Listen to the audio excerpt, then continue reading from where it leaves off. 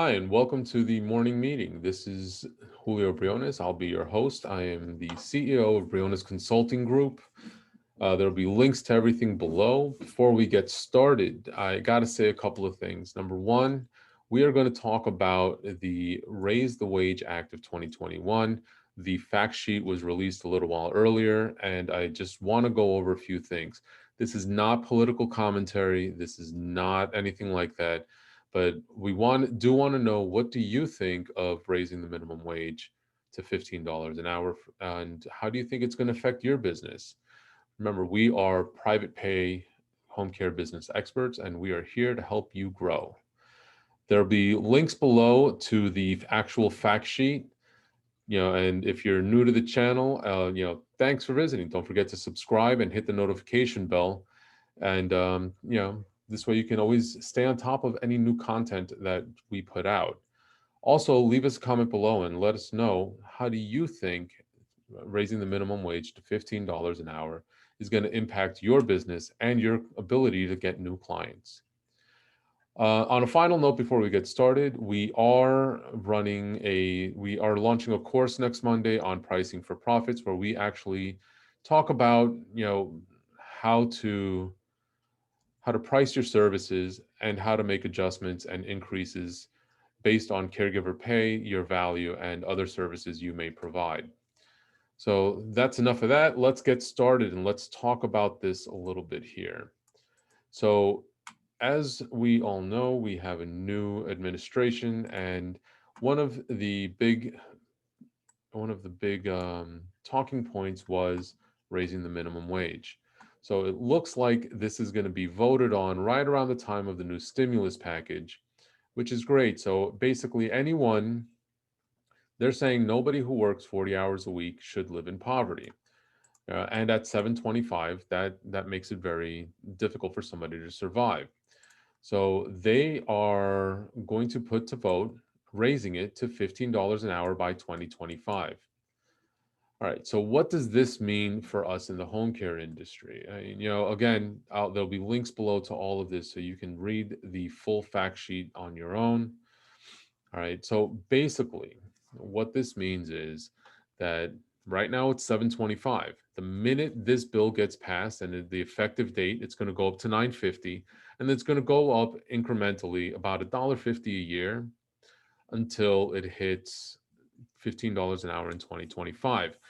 Every year beyond that, it's essentially just going to match whatever everybody else's raise went up. So if overall salaries went up by about 1, 2, 3%, whatever it is, then minimum wage will go up accordingly. This is to make sure that there's no more slack anymore on the federal minimum wage. I do think that this is going to bring up a couple of issues. Now, I am aware, and before you all go nuts in the comments, I am aware that there are many states that have already increased their minimum wage. I'm well aware of that. Some states have already hit $15 an hour, and if I'm not mistaken, one or two have even surpassed 15 as a minimum wage in the state. So I do understand this. What I am saying, again, this is nonpartisan. I could really care less about the president, Republican, Democrat, makes no difference to me at this point. I'm talking about specifically this bill, and I do believe that this bill is going to cause some very specific issues in our industry. Number one, the agencies that run Medicaid there's going to be adjustments, and there's going to have to be increases in the payouts to match the federal minimum wage. And I just traditionally, in my years of experience in this business, this may not happen as quickly or as much of an adjustment as we'd like.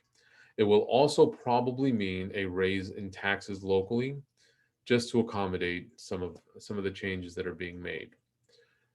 Now, on the other end of this, there are many of our caregivers that rely on government assistance as a supplement to their pay. They'll receive SNAP, they'll receive welfare, they'll receive Section 8, or a variety of other, like some healthcare stuff and whatever.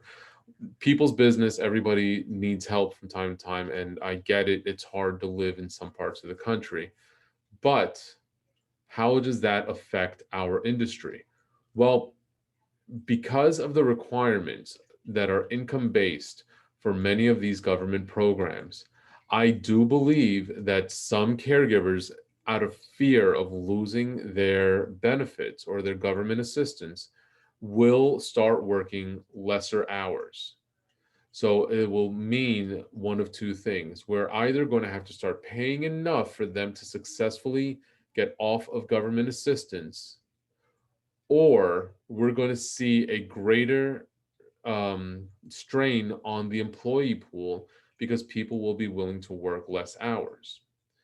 On the other end of this, retirees are on a fixed budget. So that means that for the help that's needed, those that are in those income thresholds that make them have too much in assets or too much in savings in order to receive government assistance, or they've only just begun the asset transfer for Medicaid spend down, those people will have to get less service or rely more heavily on adult children or other loved ones in order to supplement the being able to pay.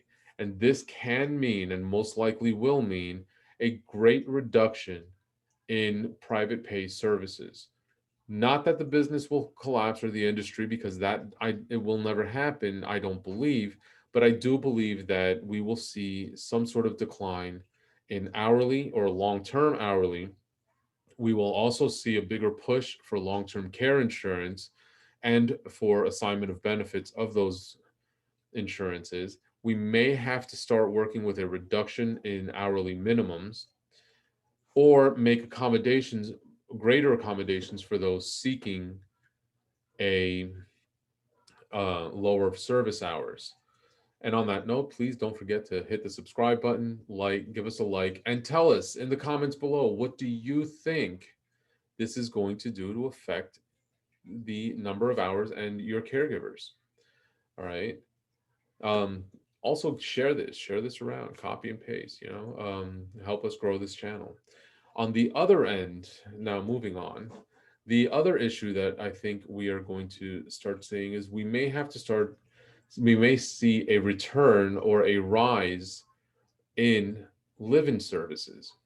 For those of you who don't know what live-in services are, it's when a daily rate is charged to the client in order to supplement, in order to have somebody in the home 24 hours a day, even though they don't necessarily work 24 hours a day. Please, if you need an explanation on this, um, visit us on the web. There will be links below, and you can always schedule a call, and I will more than happily explain some of this stuff to you. And we can always set up coaching in order to help you set up your own program. Now, all of this is going to come into play, and it's all going to potentially affect.